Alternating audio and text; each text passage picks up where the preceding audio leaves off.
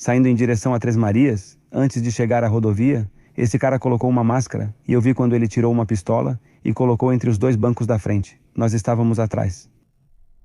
Vejo o corpo de Christopher caído. E o de Miriam? Esse cara jogava gasolina na gente. Ele queria queimá-los. Ele disse que sabia das ameaças dele a ela. Se ela não voltasse para ele, você seria a primeira pessoa que ele mataria ou sequestraria. Eu ainda não estou bem. Penso na minha filha todos os dias. Todo mês eu mando rezar uma missa para ela. Minha filha não morreu, foi assassinada. Covardemente. Perder uma filha nas mãos da violência de parceiro íntimo é uma história infelizmente recorrente neste canal e neste país. Nesta ocasião, vamos conversar com José Ângel Trejo Morales, pai de Melanie Trejo Garcia, uma jovem cuja vida foi abruptamente interrompida pela pessoa em quem ela mais confiava, ou seja, seu parceiro. A história de Melanie é um doloroso lembrete de que o perigo às vezes está dentro do círculo mais próximo. O que prometia ser uma vida cheia de sonhos e planos para o futuro acabou se tornando uma tragédia que deixou sua família devastada e mergulhada em uma busca incansável por justiça, em meio a uma dor impossível de dimensionar. Meu nome é José Ângel Trejo Morales, pai e voz de Melanie Fernanda Trejo Garcia. Melanie Fernanda foi vítima de feminicídio no dia 6 de agosto de 2022 em Huitzilac, Morelos. Bem, minha filha se casou muito jovem, se casou aos 16 anos e um ano depois teve sua filha, minha neta. Ela ficou casada por cerca de 4 anos. Depois da separação, ela voltou a morar comigo. Moramos juntos nos últimos 5 anos de vida da minha filha. Era todo dia, a convivência era diária. De manhã a gente tomava café da manhã e levava minha neta para a escola, e daí ela ia para o trabalho dela e eu para o meu. No fim do dia, voltávamos para casa, jantávamos e ajudávamos a menina com a lição. E assim era todos os dias. Trabalhava em um restaurante em Cuernavaca, era anfitrião e organizava os eventos. Era muito alegre, era muito sociável, isso sim, tinha muitas amigas e amigos. Ela gostava de sair com elas quando tinha tempo. Quando não estava com a menina, então saía com elas. Era muito alegre e gostava de dançar. Ela gostava de ir a festas. Era muito disposta a ajudar as pessoas. Ou seja, se havia pessoas lá da cidade que precisavam de algo, ela, se pudesse, ajudava. Ela emprestava suas roupas, às vezes até dava de presente. As roupas que não usava, ela dava para outras pessoas, para ajudá-las. Ela gostava muito de ajudar as pessoas. Foi algo repentino, algo que vai nos marcar para o resto da vida. É algo que não podemos esquecer. No meu caso, partiu meu coração. Quer dizer, metade dele está com ela. Ao se tornar mãe solteira muito jovem, Melanie ainda mantinha a esperança de encontrar um companheiro. Foi assim que ela conheceu quem seria seu último companheiro. Ela jamais imaginou que esse encontro marcaria o início do calvário que sua família continua vivendo até hoje. Então, esse cara, eu fiquei sabendo que ela estava saindo com ele no dia do aniversário dela, porque ele saiu com a gente. Fomos comemorar o aniversário dela em um balneário lá em Morelos. E aí, quando voltamos, ela saiu dizendo que ia buscar um presente e voltou com um buquê enorme de rosas. Mas daqueles tipo 100 ou 200 rosas, não sei, era muito grande. Perguntei para ela de quem era e o que estava acontecendo. Ela disse que era de um amigo, só isso, mas eu não conhecia. Naquele momento eu não conhecia ele, nem sabia quem era. Bom, isso foi em maio, no meio de maio. E eu acho que em junho eles começaram a sair. Ou, bom, já saíam desde maio. E em junho ele me disse que queria me apresentar para esse cara. E eu disse que não queria, tipo, conhecê-lo, né? Porque anteriormente minha filha tinha, depois do casamento dela, que nem chegaram a se divorciar, mas acabaram se separando, ela ficou 3 anos sozinha.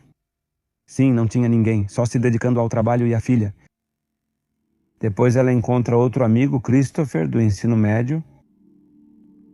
Eles começam a sair e viram namorados. Eles ficaram 2 anos namorando Quer dizer, eu só conheci ele porque ele ia lá em casa. Chegamos aí na casa dele, ele nos convidava para festas, fazíamos reuniões na casa. Então sim, eu conheci ele. Entre aspas, ele também era uma boa pessoa, né? Parecia ser. Depois ela termina com ele no começo de maio.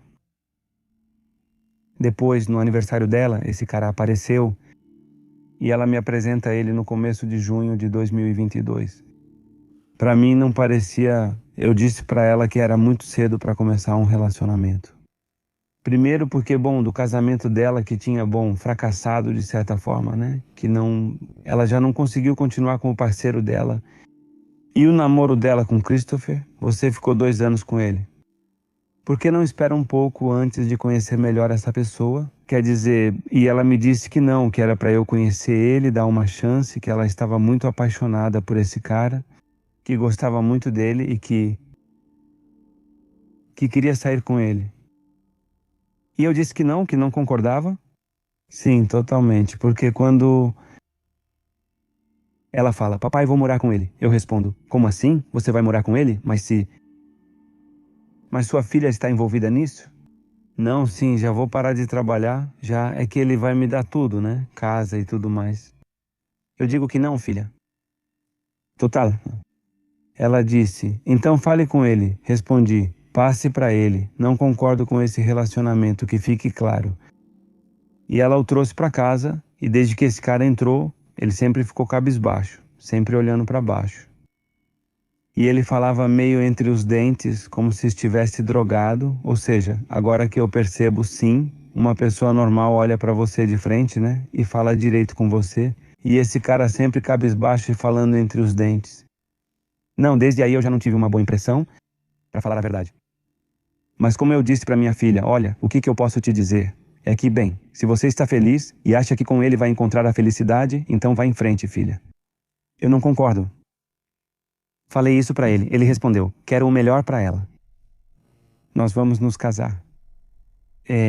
Quero construir uma vida com ela. Perguntei a ele, tem certeza? Porque minha filha tem uma filha. Ou seja, se você a aceita com a filha dela, vá em frente. Porque depois, mais tarde, não quero que você jogue na cara dela que ela já tinha uma filha e que você é o marido dela e tudo isso, porque aí vai ter problemas. Não tem problema. Eu não tenho problema. Também tenho uma filha.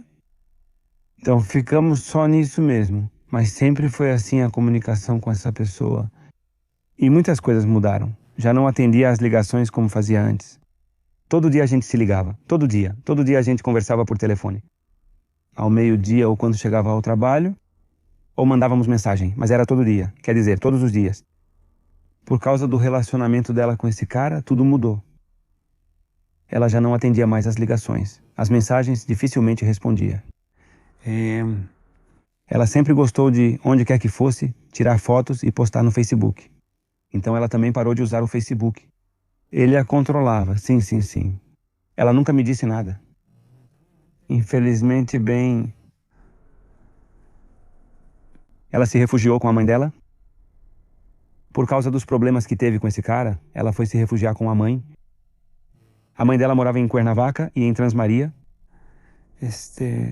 Então, meio que ela quis se aproximar dela não sei se para proteger ou algo assim aconteceu. Porque ela nunca me disse nada de que estava sendo maltratada nesses 2 meses. Se ela tinha problemas, nunca contou. Sim, houve maus tratos. Eu fiquei sabendo pela mãe e pela irmã dela, que sim, ele a maltratou em 2 ocasiões, antes do feminicídio dela. Enquanto ela ainda estava em casa antes de partir, ele levou 2 buquês grandes e ostentosos de flores. E depois tênis novos. Ou seja, coisas, né, que a gente percebe que ele queria atraí-la pelo dinheiro, né? Porque ele me dizia que tinha caminhonetes e que nos emprestava uma delas para viajar. E eu dizia, não filha, eu não. Ou seja, eu nem sei quem é essa pessoa, nem se os carros dele são bons ou ruins. Eu, sinceramente, não. Aí não, né? Então, foi assim que ele foi conquistando ela, esse cara, à base de dinheiro. O pai de Melanie achava suspeita a maneira como o namorado da filha tentava impressioná-lo. Os luxos, o dinheiro e os bens materiais nunca foram aspectos importantes para a família deles.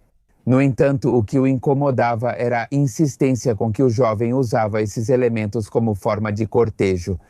O que acabou alarmando o Sr. José foi um episódio em particular em que o comportamento do jovem beirava a suspeita de estar envolvido em atividades ilícitas. Foi no dia 6 de agosto. Eu, para falar a verdade, de repente parei de ir para casa nos fins de semana em Três Marias, Morelos.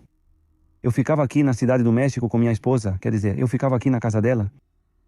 E tinha vezes que eu não subia. Então acho que esse cara analisou tudo, né? Tipo, pensando, o senhor não vem nos fins de semana, então fazemos o que fazemos aqui na casa dele. E não acontece nada. E um dia antes do Dia dos Pais, em junho, fomos visitar assim, tipo, para descansar. Falei para ele, vamos descansar na casa de Três Marias e passar o fim de semana sem fazer nada. E chegamos e minha casa não tem paredes, não tem grades, não tem nada. Tem um alambrado, então, dando a volta na rua, dá para ver minha casa. Ela fica na esquina, ou seja, dá para ver tudo. Dei a volta e vi as luzes da minha casa acesas. Estranhei, pois as deixei apagadas desde sexta-feira. E aí quando chego vejo minha TV ligada. Entramos, havia comida e parecia que alguém estava lá. Ligo para minha filha e ela não atende. E começamos ali a tomar café. E nisso, por volta das 10h30, chegou esse cara. Bom, sim, chegou esse cara na caminhonete e eu fui olhar. E vejo que ele desce da caminhonete. Antes de entrar, abro a porta para ele, assim não precisa bater.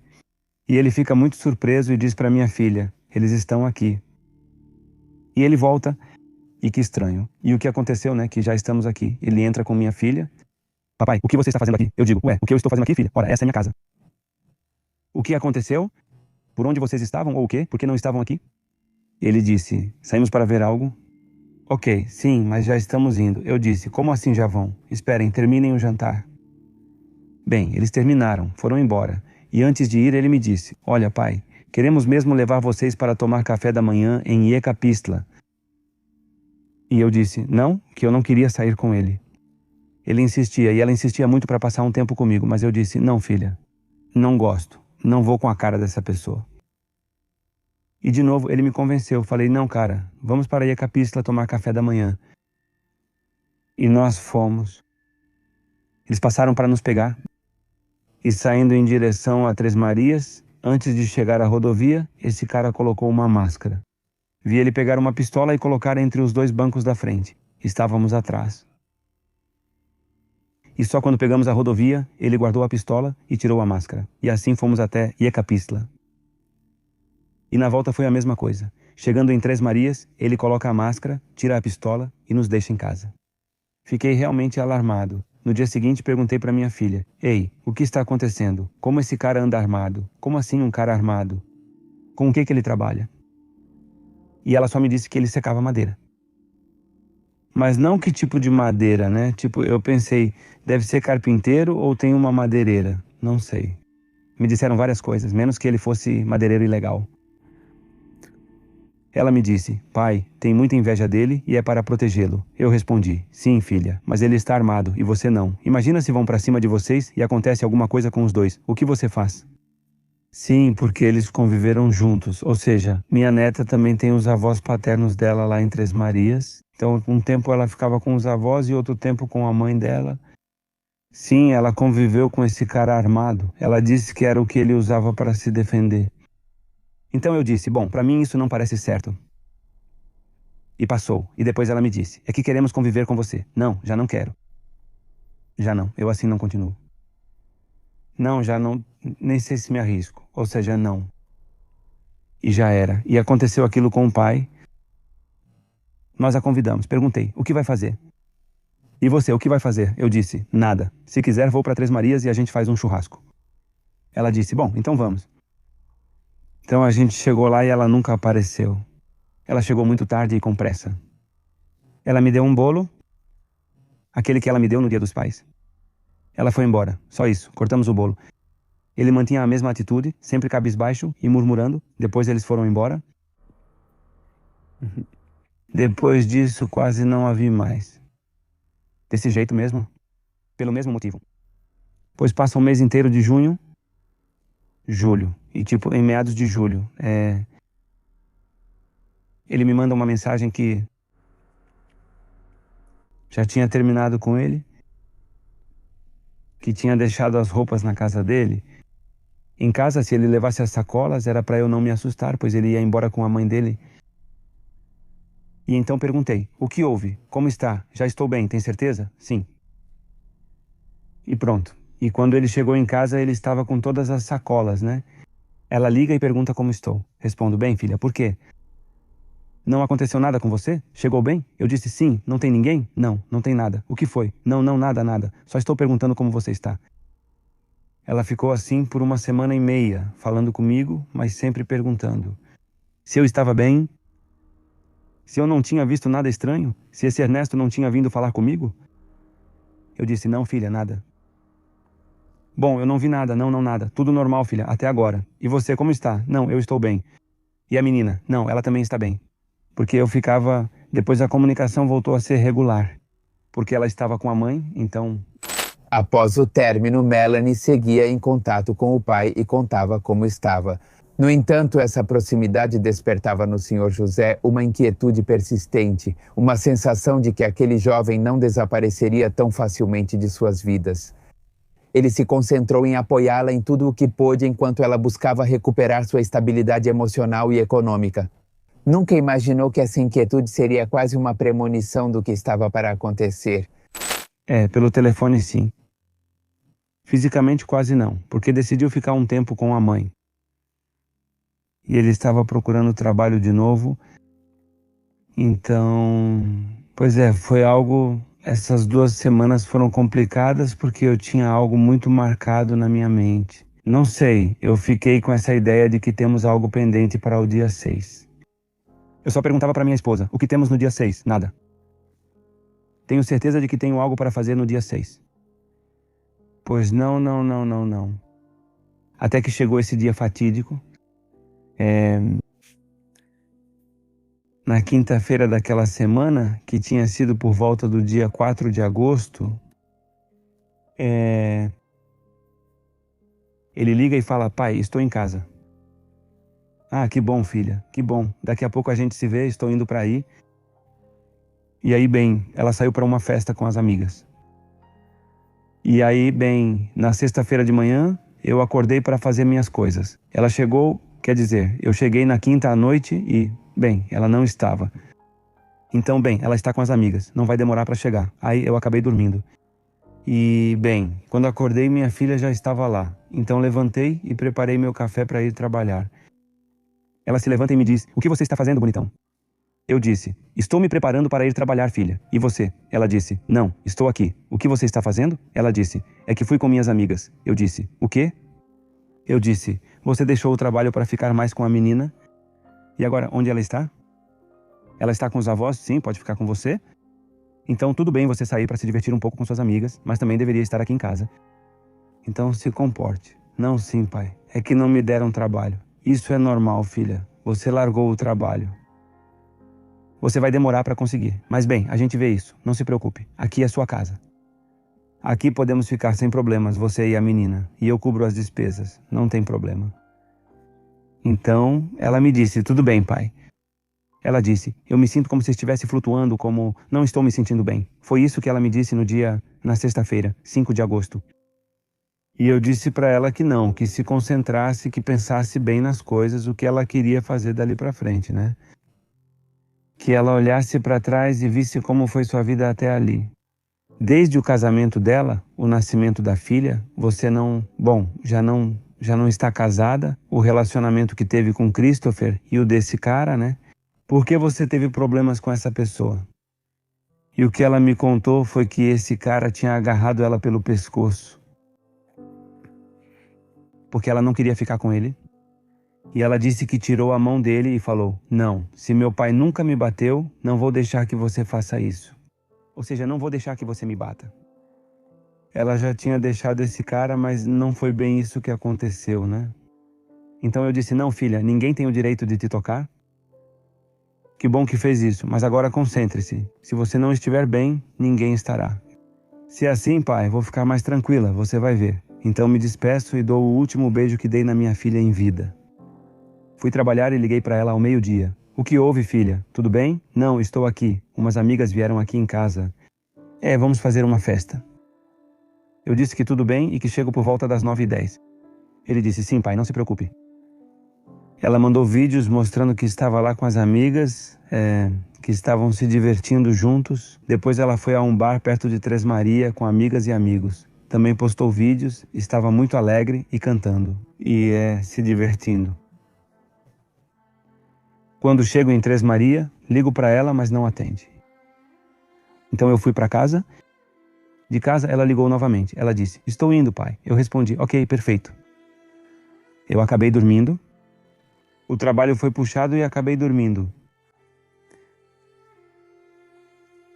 E quando eu acordo com gritos de briga, né, com discussão, eu olho para dentro de casa e consigo ver pela janela, porque minha casa não tem paredes, o Ernesto, o Christopher e minha filha. Eles foram até lá porque Christopher, ex-namorado da minha filha, a encontrou no bar e decidiu levá-la para casa. Eles estavam fora da casa conversando no carro de Christopher. Então eles estavam discutindo ali, de repente eu ouço 2 tiros, já não vejo mais a silhueta do Christopher e logo em seguida mais 6 tiros. E já não vejo mais minha filha. Então ali eu entrei em pânico, fiquei tipo, não sei, fui tomado pelo medo, por tudo. Esse cara entrou na caminhonete dele, pegou um galão, eu não sabia do que era. Ele deixou, entrou e foi embora. Quando eu saio para ver a cena, bom, minha filha estava lá, primeiro eu vejo o corpo de Christopher caído. E o da minha filha. Esse cara jogou gasolina neles. Ele queria queimá-los. Nesse momento, quando tudo isso aconteceu, minha primeira reação foi ligar para minha filha.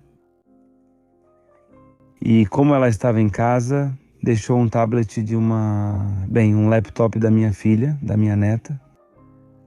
Acho que estava tocando música na cozinha que eu tinha em casa. E quando eu ligo para ela, dá para ouvir na caixa de som o toque do telefone dela. Então não sei se isso alertou esse cara para que fugisse, porque foi o que ele fez. E aí ele não chegou a queimá-los.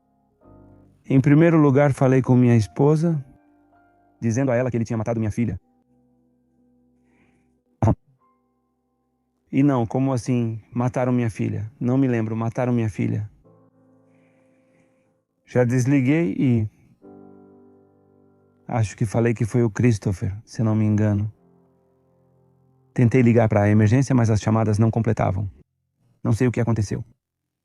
Liguei para o meu irmão, liguei para a minha vizinha.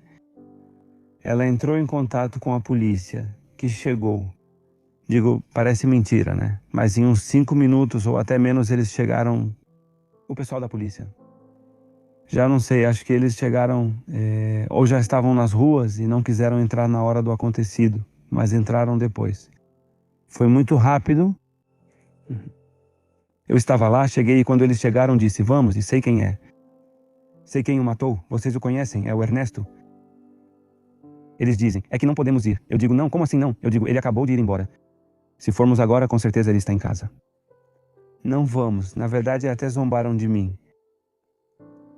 Sim, o Christopher. Segundo o inquérito, ele levou um tiro na perna e um na cabeça.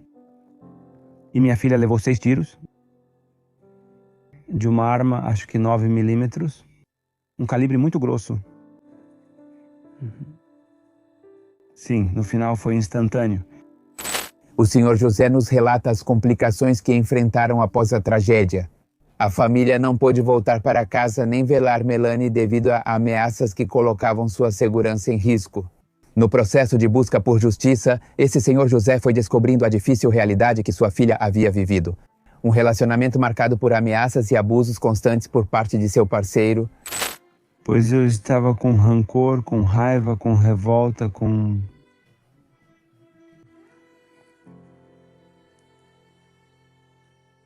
tentando entender por que isso aconteceu, ou seja, o que motivou esse cara a fazer isso. Eu me lembro muito bem que quase imediatamente chegaram os funcionários do serviço funerário lá de Três Marias e eu disse que ia velar minha filha lá em casa. E esse cara me disse que eu não fizesse isso, que esse sujeito era perigoso. Que se eu velasse ela lá, com certeza iam fazer outro massacre, que era melhor eu velar minha filha em outro lugar. E eu estava dizendo que não, eu queria velar ela na minha casa, mas conversando com minha esposa e com meu irmão, decidimos trazê-la para a cidade do México. Foi uma briga, acredita que parece mentira, né? Mas naquele momento, quando as coisas aconteceram, quem era o promotor era como é mesmo o nome? Uriel Carmona. Ele era o promotor de Morelos. E a promotora de feminicídios era a professora Betanzos. Bem, foi muito complicado porque chegamos mais ou menos na hora em que recolhiam o corpo da minha filha e faziam tudo isso. Acho que chegamos por volta do meio-dia na promotoria lá de Temisco. Ficamos retidos por 9 horas. Por quê? Não sei. Eles interrogaram a mim, a mãe da minha filha. Passamos por outra pessoa, por alguém do MP, por outra pessoa do MP, por um advogado, por um psicólogo, Nos encontramos de novo umas 4 vezes com as mesmas pessoas. Perguntei o que estava acontecendo e por que não deixavam a gente. Ele dizia que as declarações da mãe da minha filha não coincidiam com as minhas. Não vão bater porque, já faz, 10 anos ou mais que estou divorciado da mãe da minha filha. Como é que vão coincidir? Porque ela não viveu... Ela viveu algumas coisas, pois minha filha foi para lá nas 2 últimas semanas de vida. Ela soube dos maus tratos, eu não. Então vai ser difícil coincidir. Pois nos reuniram por tanto tempo que eu disse, sabe de uma coisa? Eu já cansei, já me enchi. Vão dizer que minha filha já morreu. Não importa, eu não quero deixá-la tanto tempo sozinha, já estou indo. Já quando nos liberaram, quando que agora já de tanto que a gente sabe, se supõe que te entregam sua declaração ou uma cópia. Não nos entregaram nada. Nada. Disse, então podem ir embora. Eu não tenho contato com a mãe da minha filha há algum tempo, desde que nos separamos. Eu tinha o número da minha filha e tenho outra filha, irmã da Melanie. Tive que dar a má notícia. Mataram sua irmã. Como assim? Mataram ela? Pois é, mataram ela. Então ela saiu com a mãe dela e elas chegaram juntas, antes de levantarem o corpo da minha filha. E ele me perguntou o que tinha acontecido. Eu disse, aconteceu isso e isso. Eu estava dormindo, acordei e vi que esse cara matou eles. Não, é que não é possível, não pode ser. Não, o que você sabia, né? Ele disse que sabia da ameaça dele a ela. Que se ela não voltasse para ele, a primeira pessoa que ele ia matar ou sequestrar era você. Que ele já sabia exatamente onde você estava. A que horas você saía, a que horas chegava e quanto tempo ficava fora. Pois com isso ele ameaçava muito. Se você não voltar comigo, eu mato ou sequestro seu pai. Sim, ou seja, já caindo na real, por isso ele me perguntava tudo. O que aconteceu, se eu estava bem, se eu não tinha visto nada estranho, se Ernesto não tinha ido, se eu estava bem. As últimas semanas foram assim. Tudo bem? Já chegou em Três Marias? O que aconteceu? Nada. A mãe dela me disse isso e que ele já a tinha maltratado 2 vezes antes. Que uma vez ele a agrediu e deu uma coronhada nas costelas dela. Com a pistola que sempre levava. E, infelizmente, acho que deve ter sido uma semana antes dos acontecimentos. Minha filha me liga e diz, oi pai, Ernesto quer falar comigo. Ele quer que eu vá almoçar lá, em um restaurante em Cuernavaca. Vai com a mãe e o irmão dele, além da minha mãe. E eu disse para ele, se eu fosse você, eu não iria. Quem agride uma vez, pode agredir de novo. Não vá. Eu te peço, por favor, não vá. Não vá nesse almoço. Ela respondeu: sim, papai, você tem razão, não vou. E na verdade ela foi sim. Sua mãe disse que vocês foram a esse almoço. Mas eles gravaram a conversa. Nesse almoço, a mãe desse cara admite que ele é violento. Que ele realmente a agrediu com a pistola, com o cabo. Mas que ia levá-lo ao pastor para que lhe desse bons conselhos e ele se recuperasse. O irmão dele admitiu que ele se tornava muito violento ao usar drogas e beber. Ele era muito violento e isso afetava a família, chegando a brigar por ciúmes porque minha filha falava com ele, com o próprio irmão dele. Voltaram, que ficaram felizes de novo, entre aspas. Então, infelizmente, chegaram a esse acordo. Então, a mãe desse cara, a mãe da minha filha, ele e minha filha, mas foi ruim. Foi para pior porque eu acho, se não me engano, esse almoço foi numa quinta-feira. Eles vão a Acapulco no fim de semana para supostamente se reconciliar. E lá ele agride ela de novo. Lá ele a agrediu, bateu nela de novo com a pistola, a ameaçou de morte. O pessoal do hotel precisou intervir devido ao caos que ocorria. Sim, trouxemos ela e fizemos o velório. Fizemos o visto dela e a levamos para enterrar. É muito difícil. Eu sempre dizia para ela que quem devia estar naquele caixão era eu, não minha filha, né? Porque minha filha era muito jovem. Ela tinha muitos planos de vida. Ela estava cheia de vida para que a vida dela tivesse terminado assim, de forma tão trágica. Então, mas eu já sou velho, eu já vivi. Então eu achava injusto que minha filha estivesse ali. Sim, deixa eu te contar que depois que a enterramos e tudo isso, me considero uma boa pessoa, tanto comigo quanto com minha filha. E o tempo que passamos lá fizemos amizades porque nunca fomos pessoas ruins. E algo que me deixou muito irritado foi que um vizinho veio falar comigo e disse: olha, como é possível que você acabou de enterrar sua filha e esse desgraçado está aqui como se nada tivesse acontecido, comprando tamales e andando pela rua como se não tivesse feito nada? Isso me deixou com muita raiva. E no dia seguinte eu fui até a promotoria e eu disse como ele podia estar lá tranquilo comendo tamales. A promotoria disse que não acreditava nas fofocas dos vizinhos. Perguntei se já tinham ido procurá-lo. Disseram que sim, mas não era verdade. Eles não foram procurá-lo. Bom, eu quero meu processo que me entreguem. Não iam me dar. Precisei ir quase todo dia naquela semana para receber o processo. Brigando com os MPs, com a promotora, mas ela não me atendeu bem. E ela me disse que ia se encarregar de que isso, com as palavras dela, foi assim que ela me falou. Vou fazer ele pagar pelo que fez. Eu me comprometo com você que vamos prendê-lo. E eu disse, então tá, perfeito. Mas depois ela já não me atendia mais. Ela me trocou de vice-diretor, ela me trocou de MP 3 vezes. Então eu não via que havia avanços na investigação. Uma vez, de tanto falarem que esse cara estava lá, criei coragem. Aluguei um carro, fui de máscara e coloquei um gorro e passei por Três Marias. E por acaso eu o encontro em um cruzamento que fica no centro de Três Marias. Eu estava indo para Cuernavaca e ele estava indo para Huixlaca. Ele não me viu porque eu acho que se me visse me matava. Nos cruzamos e eu disse, ele está aqui abaixo de Cuernavaca. Esse cara está aí, vá lá. Não, como assim? Ele está aí, acabei de ver. E a única coisa que me disseram foi para eu não me arriscar. Não se arrisque, nós vamos detê-lo. Mas agora não vá para lá, não se arrisque. Então, desde que aconteceram os fatos do dia 6 de agosto de 2022, eu nunca mais voltei a pisar na minha casa. As primeiras foram por causa da minha filha. E depois, quando estávamos dando o depoimento, um vizinho me disse que viu um cara numa moto armado.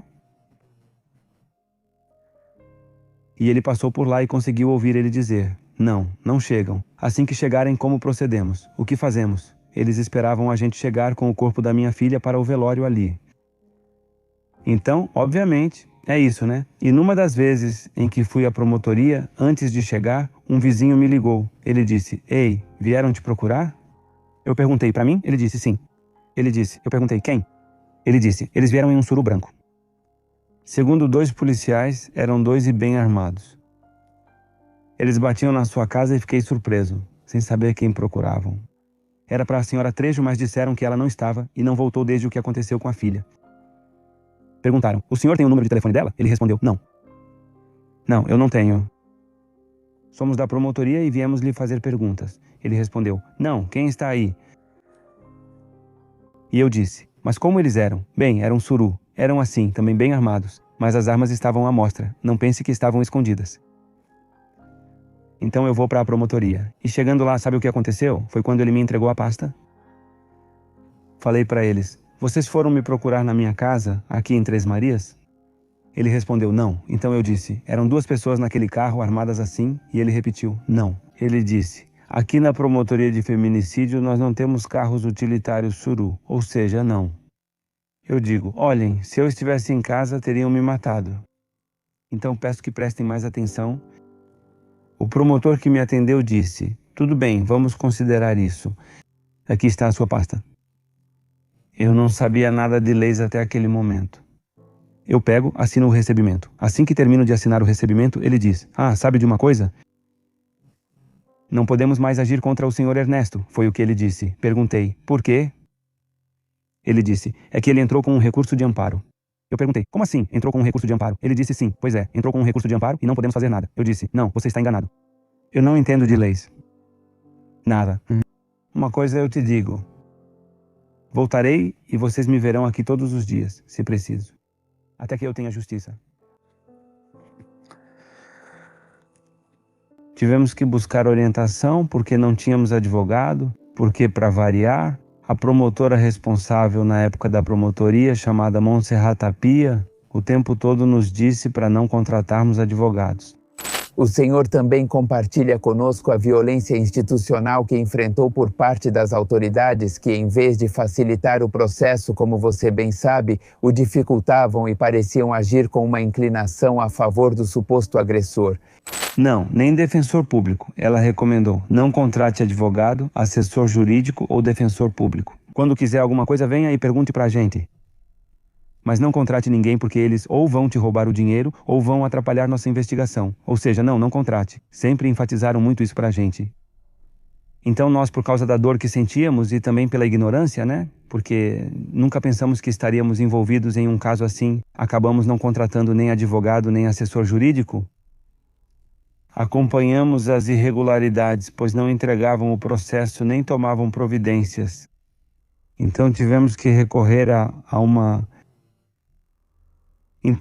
umas ativistas, que é o Observatório Nacional de Feminicídio, e a gente mandou o processo para elas. Eles analisaram e realmente estava muito ruim. Em muitos aspectos tinha muitas inconsistências. Bem, no caso da minha filha, os traços que ela tinha, se o galão tinha gasolina ou não, porque só colocaram em um galão com líquido amarelo, e várias coisas assim que estavam erradas. E nós procuramos uma advogada, mas ela cobrava dinheiro, ou seja, não tínhamos dinheiro suficiente para pagar. Então buscamos a Comissão de Direitos Humanos. Foi assim, fizeram a promotoria vir 3 vezes. Aqui na Cidade do México, na Luiz Cabrera, na comissão local, era para ver como o caso avançava, né? Não dá para ir para Morelos assim, do nada, só porque sim. Acho que eles ficaram bem irritados por termos trazido até aqui e passaram a acrescentar elementos para prejudicar ainda mais a investigação. Diziam que iam, depois que não iam, e no fim não foram. Me disseram que iam a um lugar que, segundo viram, era uma possoleria. Quando eu morei lá por uns 14 anos, ali não é uma possoleria, é uma farmácia. Não, é que você está errado, não é assim. E assim como essas muitas coisas, bom, ao ponto de, fazer eu e a mãe da minha filha brigarmos tanto, porque chegou a dizer o subdiretor da promotoria, que graças a Deus já não está mais lá. Essa pessoa se chama Joel Reis. dizendo que a mãe da minha filha foi direto à promotoria falar com ele para dizer que ela já não quer mais fazer nada sobre o caso, que ela não quer mais, que queria deixar as coisas como estão, que ficassem assim, que já não fizesse mais nada. E eu disse, bom, acho estranho. Digo, não falo com ela, mas também ela teria me dito algo, né? Ele disse que foi isso que ela me disse. Você tem certeza que ele disse isso? Tenho, sim. Diferente do que aconteceu com a comissão. Na próxima reunião, vamos conversar com a senhora para saber o que ela diz? Não, sim. Fomos a Cuernavaca conversar com ela. Minha esposa foi comigo. Perguntamos, foi isso mesmo? Ela respondeu que nem conhece ele. Não sei quem é ele. Ela mente, pois não fui à promotoria. Na reunião com a Comissão de Direitos Humanos, a doutora que esteve lá me apoiou muito. Como se chama essa doutora? Tamara. Ela me disse, sabe de uma coisa? Vamos fazer o seguinte, quando estivermos já na reunião, que toquemos os pontos necessários. Vou fazer uma videochamada com a senhora, a mãe da filha dela, que ela diga se o conheceu ou não. Ah, então perfeito. E estando lá a pessoa da Comissão de Direitos Humanos, o subdiretor e a promotora, eles conversaram e ela disse que não. Você conhece essa pessoa? Não conheço. Esse doutor disse que foi, mas nunca foi. Quando? Me diga quando foi. Me digo, por quê? É a primeira vez que te vejo pessoalmente. E então o cara ficou de todas as cores. E olha que ele é moreno. E então eu realmente fiquei incomodado. Tive que dizer para ele, é um fofoqueiro. Que ele não me ofenda. Não o estou ofendendo, mas ele é fofoqueiro. Tá vendo que não era verdade o que ele disse? Agora, com mais razão, vocês vão me ver todo dia na promotoria. É que eles vão me atender, porque eles vão me atender. E aí, por causa disso, foi quando começaram a dar mais atenção. Eles emitiram a ficha de captura dele. Nós ficamos pressionando eles, fazendo entrevistas. Acho que isso também teve muito impacto. Eu estava fazendo podcast, entrevistas, com vários meios de comunicação a nível nacional. Então, sim, a notícia se espalhou bastante. Do feminicídio da minha filha. Sim, eu fui com frequência, com muita frequência, né? Bom, fomos com muita frequência. Sim, a gente tinha, na verdade, porque não queríamos que isso ficasse só como mais um feminicídio no México, né? Eles diziam pra gente, argumentavam que esse cara era muito poderoso. Disse que ele era protegido e questionei a promotora. Não acho que ele seja mais poderoso que a promotoria. Senão, qual seria o papel de vocês? Então, eu acho que isso foi uma das principais. E outra era que ele estava em conluio com, naquela época, no prefeito de Três Marias, Bom Deus Xilac. O cara se chama Rafael Vargas. Com certeza ele estava em conluio com ele. Ele havia comprado a polícia de Três Marias. Ou seja, lá nunca iam prendê-lo. Nem em Morelos, para ser sincero. Só que esse cara, em 10 meses, acabou ficando confiante demais, eu acho. Ele estava na cidade do México, na colônia Hidalgo, e lá ele foi detido. O processo para levar à justiça o responsável pela morte da filha dele foi longo e profundamente doloroso. O senhor José compartilha conosco e relata como viveu a captura e o processo legal posterior contra o último parceiro de Melanie, assim como as várias dificuldades enfrentadas para que ele respondesse perante a lei. Não, eu digo isso porque, segundo consta, ele estava em um carro muito suspeito, o detiveram e encontraram drogas com ele. Estavam distribuindo a droga porque eram vários pacotinhos de droga e uma arma. Acho que plantaram a arma porque ele não tinha. Plantaram uma arma calibre 22 nele. Quer dizer, não. Ele foi capturado na cidade do México por isso. Como tinha mandado de prisão, o enviaram direto para Morelos. Ele estava com outra pessoa. Uma repórter me ligou e me perguntou se eu já sabia da notícia de que tinham pegado Ernesto. E ela me mandou a foto. Mas quando eu o conheci, e do jeito que ele foi detido, ele estava todo cabeludo, todo desleixado. Eu disse que realmente parece com ele, né? Ela disse, não, acho que é ele sim. Olhe bem, porque já anunciaram isso. Naquela época, o procurador de justiça, acho que era o Harfuch, disse, já o prenderam. Mas não bate porque disseram que tinham prendido o feminicida da menina, Melanie Fernanda. Então eu disse, acho que não é. E depois, algum tempo depois, a promotora me ligou, me deu a notícia. Eu lhe disse que íamos prender esse desgraçado. Já o prendemos. O que acha? Eu chorei. Quer dizer, eu chorei muito. Um pouco de alegria, talvez. Porque começamos a ver um pouquinho de justiça, né? Ao vê-lo detido, e ao vê-lo detido entre outras pessoas, olha, já o prenderam. Minha esposa disse, a notícia apareceu para mim. Coincidimos, procurávamos e era ele. Pois é. Pois sim, estávamos apertando mais ainda. Assim que ele chegou a Morelos, então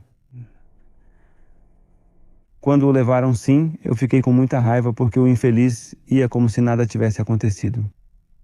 Mas dá para ver que ele mantém a mesma expressão cabisbaixa, como se fosse inocente, né?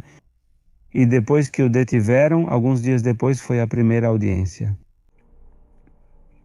Para falar a verdade, é muito covarde, nunca olha nos meus olhos nas audiências. Ele está sempre de cabeça baixa. Sempre de cabeça baixa, sempre de cabeça baixa. Eu, para ser sincero, queria mesmo era bater nele ou fazer alguma coisa, mas não posso, né? Quer dizer, sei que tenho que ter prudência e espero que haja justiça. Mas sim, sempre muito covarde. Não, é que não, eu não posso chamar de outra coisa uma pessoa que se diz homem e que maltrata ou mata uma mulher, né? Acho que não merece esse nome. Sim, bom, não me lembro, foram umas 6, 7 audiências. Ele ficou se defendendo, chegou a contratar 3 advogados muito renomados em Morelos, mas muito renomados. O advogado que ele tem foi subdiretor da promotoria. Quer dizer, eu não sei de onde ele tirava tanto dinheiro para ficar contratando advogados. Entrava com pedido de amparo, mas eram rejeitados. Quer dizer, a gente ficou em cima, lutando para que ele não saísse, né? E esse último advogado, que pelo menos, se não tentou, pelo menos deu para ver que estava mais determinado a querer tirar ele, porque nos jogou Quando fizeram a busca na casa desse cara, encontraram uma calça cheia de sangue, encontraram vários celulares, acharam a identificação do trabalho da minha filha, roupas dela, ou seja, coisas dela. Como ele montou o processo errado, a busca também foi feita de forma errada. Para variar, SMP, Monserrate Tapia, e o cara que me entregou o processo, Eduardo, não sei o sobrenome desse sujeito, que já não está mais na promotoria, graças a Deus, fizeram tudo errado, porque ele assina que foi ele quem fez a busca, mas nas fotos e em tudo isso aparece a MP Monserrat. Ela foi quem fez a busca, não ele. Então, daí isso e acho que tem que ter algumas testemunhas para poder entrar na casa e coloca como testemunhas o pai desse cara e uma prima ou não sei o que ela é. Então eles descartaram essa prova que a gente tinha. Ou seja, várias coisas que na verdade o pessoal da promotoria fez errado. Olha, na verdade a gente pedia a pena máxima, né? 70 anos era o que a gente queria pelo feminicídio. E pelo homicídio, o que fosse, né? Porque a nossa intenção era lutar para que o caso da minha filha fosse reconhecido como feminicídio. Se conseguíssemos justiça para Christopher, ia ser algo à parte, né? Mas sim, sempre estivemos tanto mencionando quanto pedindo justiça para ele também. O problema é que a família do Christopher nunca foi às audiências. Nunca houve. Quando esse cara entrou com outro pedido de amparo, chegou uma notificação para a mãe dele e para mim. Então tivemos que entrar como terceiros interessados nesse pedido de amparo que ele apresentou. E no julgamento, um advogado amigo redigiu e protocolou o documento para mim. Parecia que estavam nos notificando. E nesse instante, a mãe do Christopher me liga perguntando o que tinha acontecido. Eu disse: é que esse cara quer conseguir um amparo judicial para que ele seja colocado em liberdade. E ela disse: bem, eu estou lutando pelo meu carro. Eu falei: deixe o carro, senhora. Aposte na justiça pelo seu filho. O carro não vale nada. A vida do seu filho vale muito mais. Que ele tenha justiça. Não mataram um animal, mataram um filho. E ele me disse que não, eles estavam com medo, que quando estavam velando o filho dele, chegaram pessoas desse tipo para ameaçá-los. Disseram que se continuassem com a confusão, iriam matar outro dos filhos deles.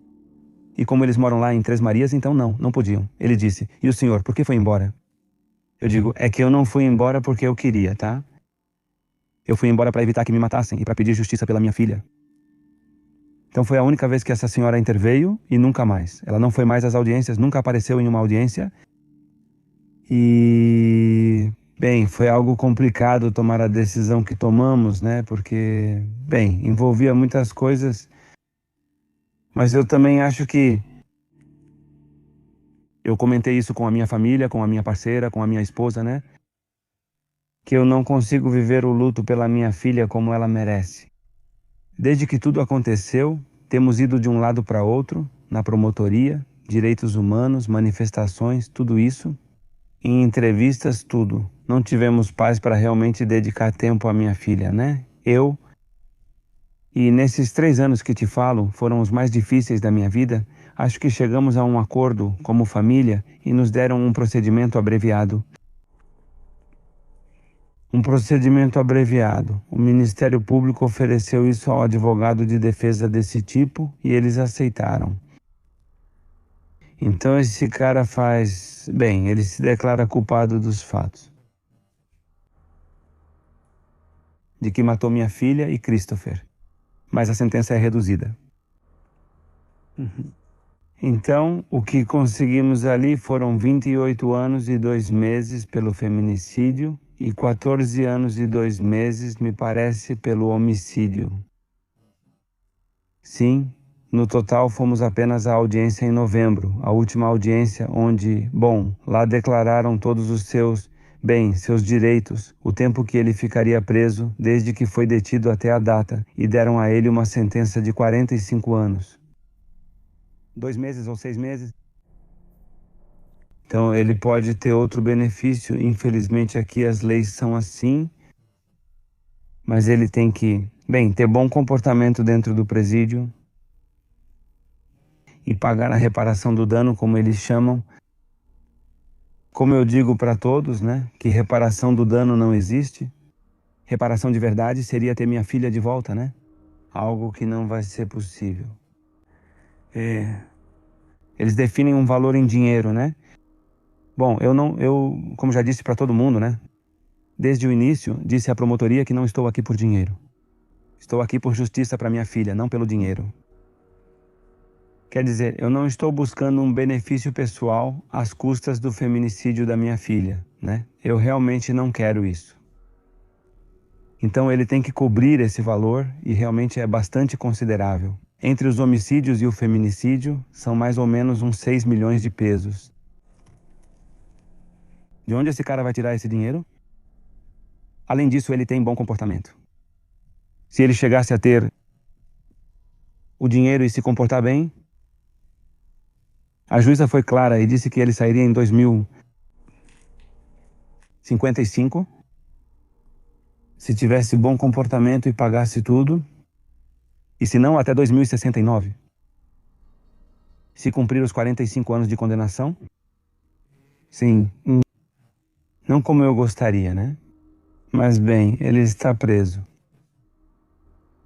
Ele está preso. Retiramos um feminicida das ruas. Isso nos tranquiliza, para que ele não siga prejudicando as pessoas, especialmente mulheres. Porque esse cara, lá em Três Marias, ele já tinha atirado em outra pessoa,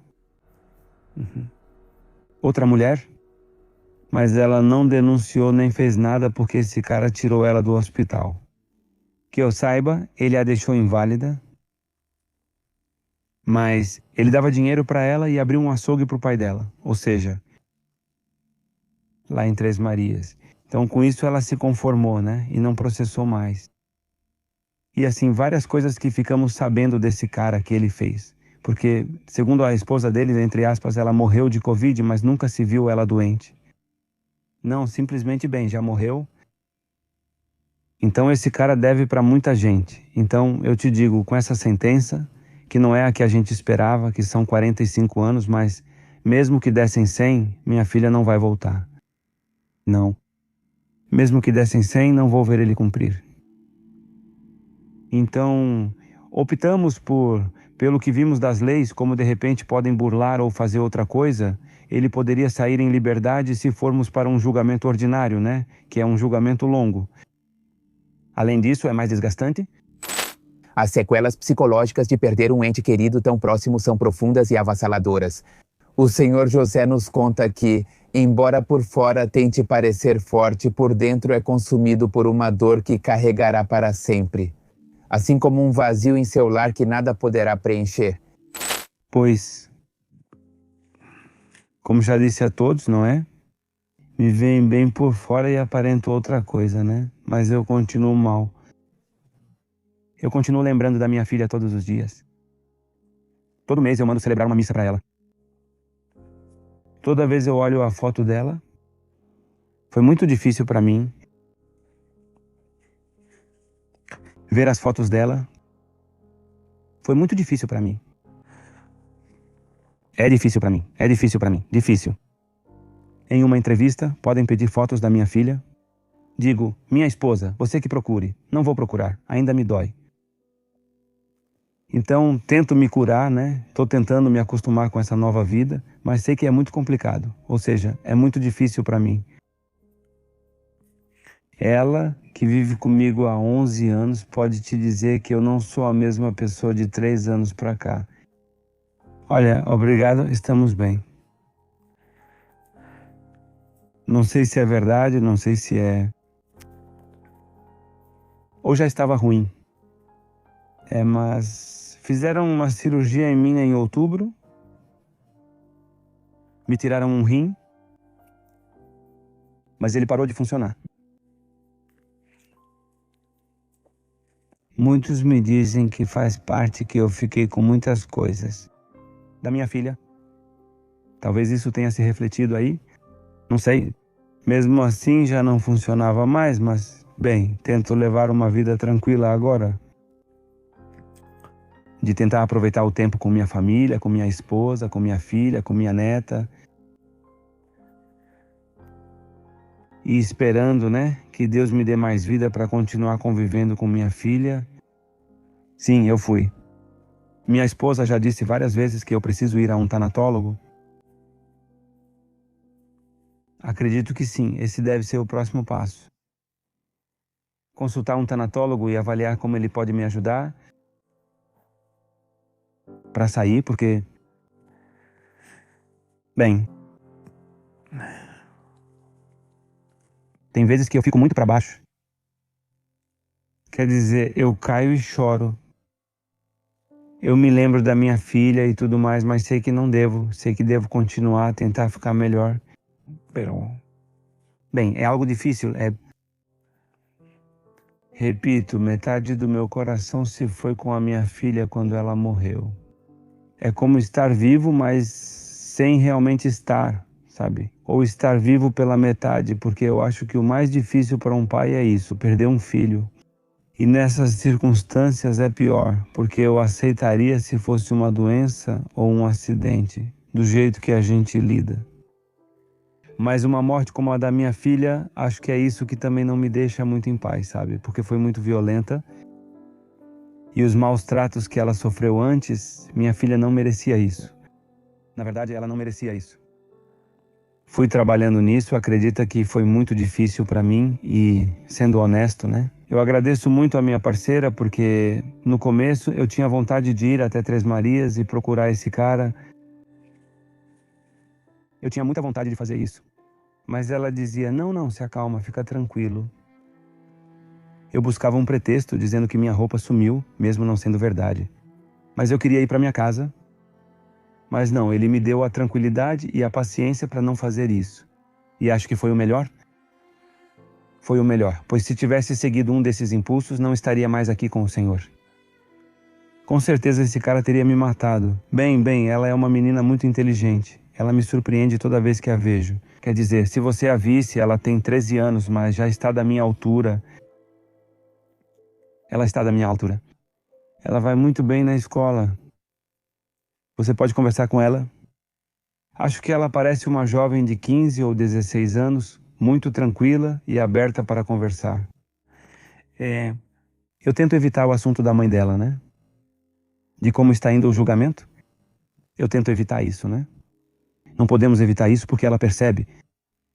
Mas o que me enche de tranquilidade e alegria é que ela me conta coisas sobre ela. A gente fazia isso com a minha mãe, lembra, Mazito? Fazíamos aquilo, comíamos isso e a minha mãe gostava disso. Ou seja, sempre para coisas boas, nunca para coisas tristes. Quer dizer, não. Sempre que ela me visitava, eu a levava ao cemitério para ver onde sua mãe descansa. E de repente ali a emoção nos vence e nós dois começamos a chorar. Acho que é algo difícil. Mas é só isso, terminamos. Choramos o quanto queremos, saímos e vamos nos divertir em outro lugar e viramos a página. Então sim, eu tento não colocar tantas coisas na cabeça da minha neta sobre o caso da minha filha. Ou seja, o mínimo que posso contar para ela, eu conto. Acho que ela não via, mas ao mesmo tempo via, porque é muito esperta.